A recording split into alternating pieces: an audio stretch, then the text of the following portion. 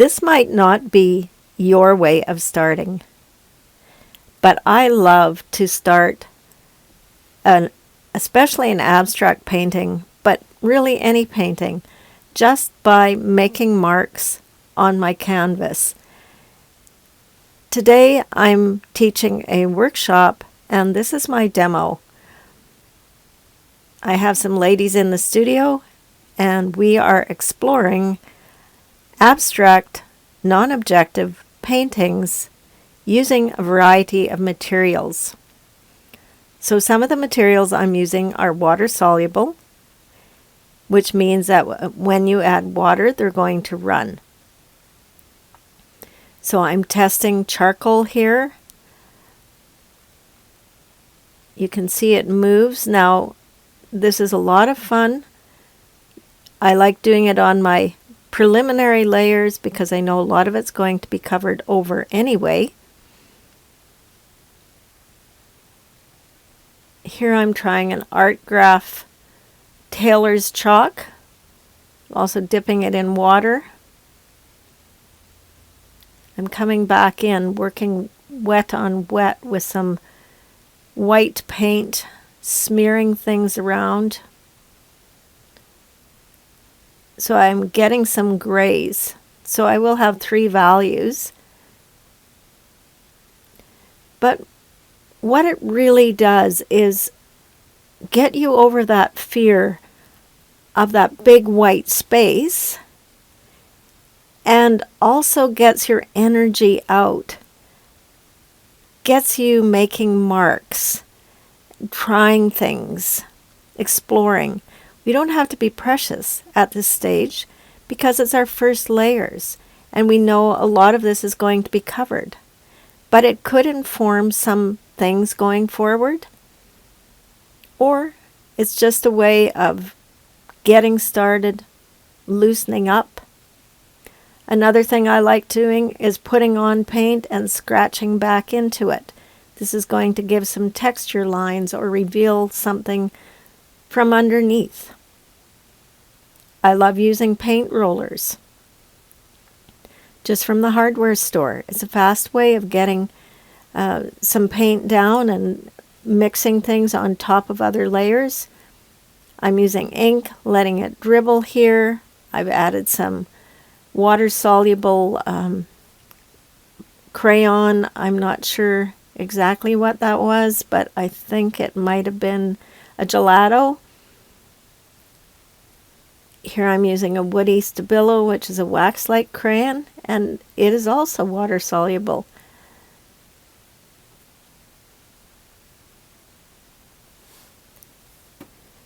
Here I'm using some watercolor crayons. So really just testing out lots of things to see how they react. What happens when I add water? I'm just following my mark making with water. It's really no different than warming up before you do other types of exercises. Just think of this as a warm-up, and that you're limbering up your muscles, you're getting some nice big fluid marks, and you're getting in the zone. So I'm using a catalyst wedge here to cover some of what I've made, and because it's water soluble, it's going to mix and mingle with my white paint.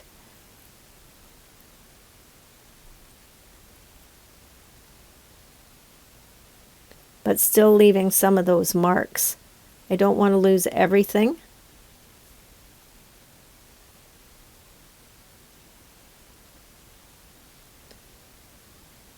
It's kind of a game of conceal and reveal.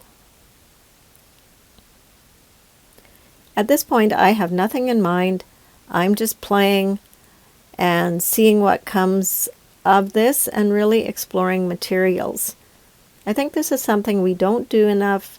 We have a lot of these materials in our studio, and they just sit idle in the cupboard and we forget about them. So I encourage you to pull out a bunch of stuff and have a go at playing. Even if you want to do this on a big piece of paper or a brown paper bag that you've gessoed, it doesn't matter. Just have some fun.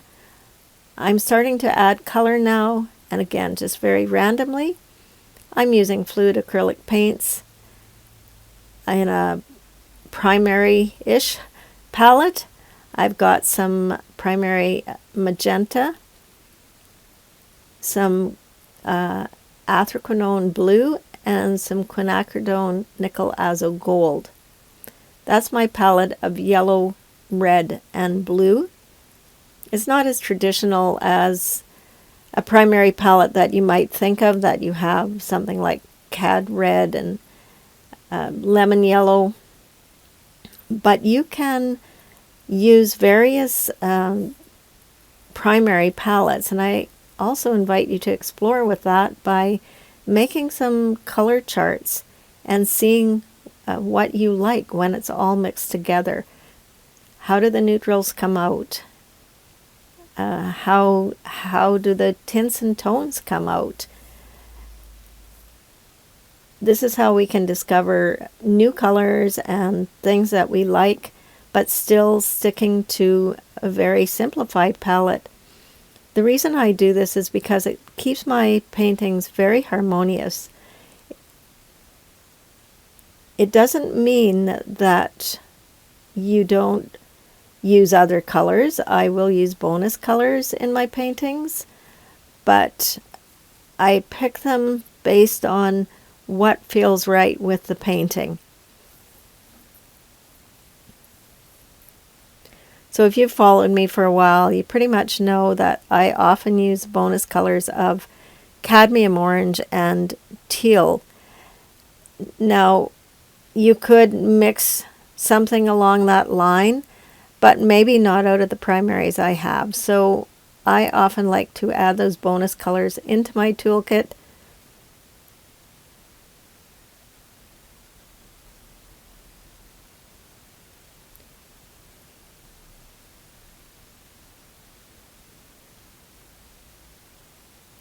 So you can see I'm getting some wet on wet color mixing happening because things aren't totally dry, and this is going to give me some tints of these colors and add a different value.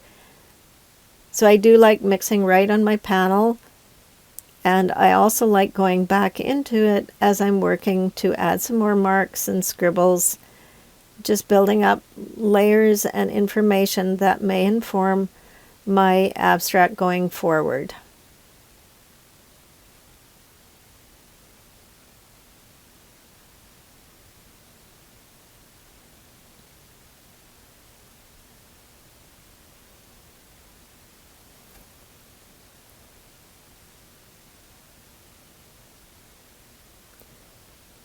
There are many abstract composition styles that you can use as a guide, or you can just work from your soul and very expressively and do what you feel feels right till you get to something very cohesive.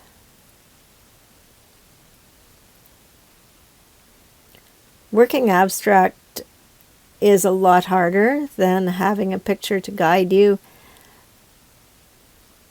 because you really are collaborating with the painting and the last mark you make, and having a dialogue to try and discover what it needs and what it doesn't need, what to let go.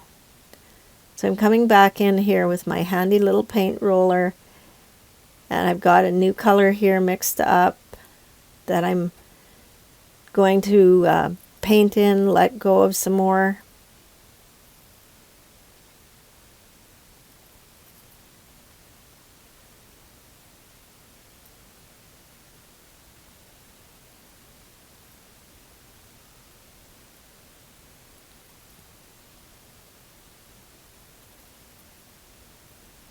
Now you'll notice with a paint roller, depending on what kind it is, but that you will get some texture and some kind of stipple-like marks. So if that's something you don't want, You can always flatten it out with a catalyst wedge or a silicone brush, wallpaper scraper.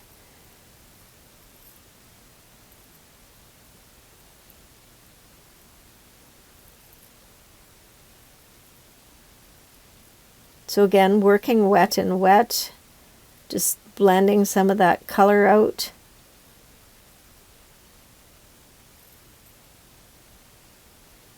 I'm not really fussed up on the color of pink that magenta makes just on its own, but again, these are just the beginning stages. It can all be changed.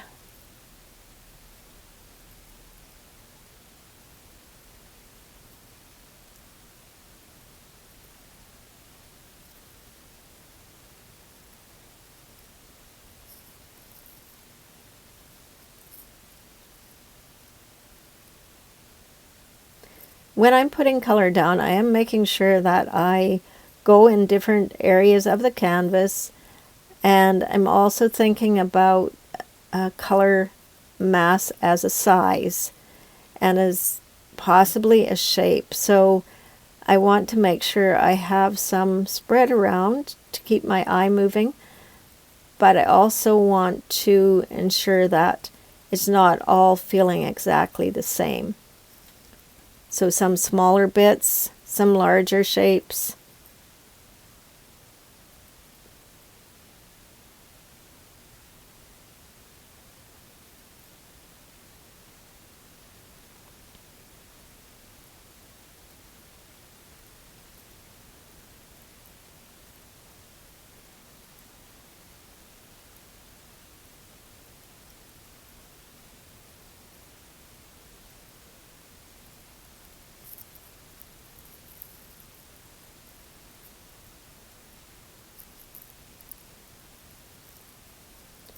Coming back in, letting go. Adding another color here. It's a little lighter, more contrast.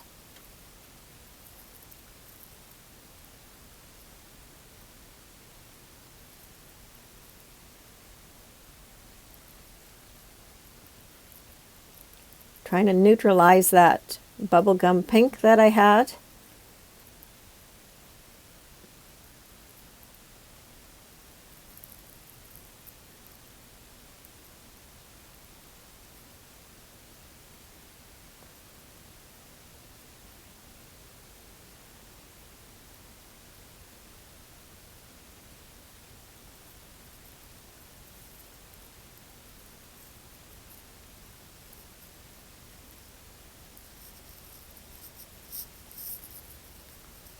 I like to have a fairly decent time working session. You could break this into a couple of sessions, one where you just activate the surface and make your marks and scribbles, and then the second session to go ahead and add some color, and maybe the third session to neutralize. So you don't have to have really long blocks of time. You can break this into small pieces and do a bit at a time.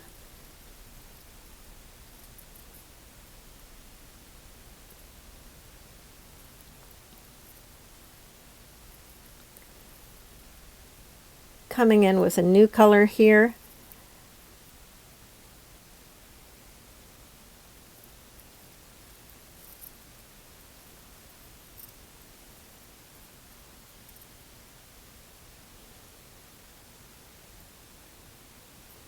After you get enough information down on your canvas, you can really start making decisions, and that takes a while. You'll know when it feels right, that you've got enough to really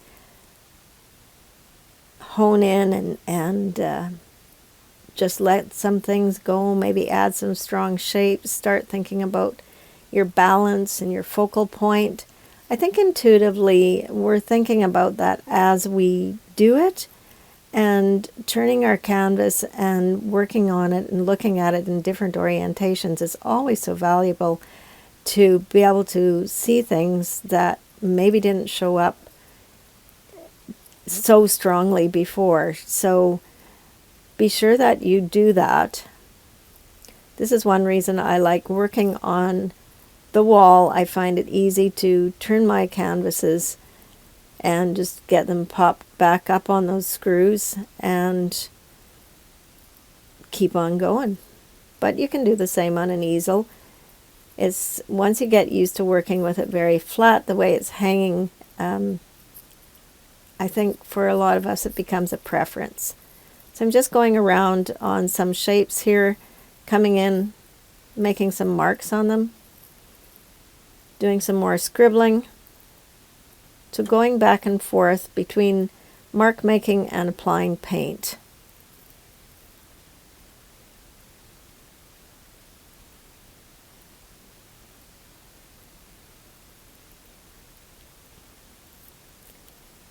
Here's some close-up of the detail of some of those marks and scribbles.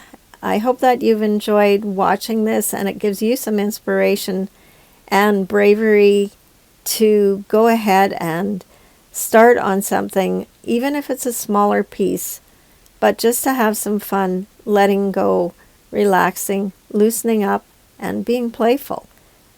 It's a great way to get started, and some of those marks will inform your painting going forward. Trust the process and let that fear of the big white canvas go.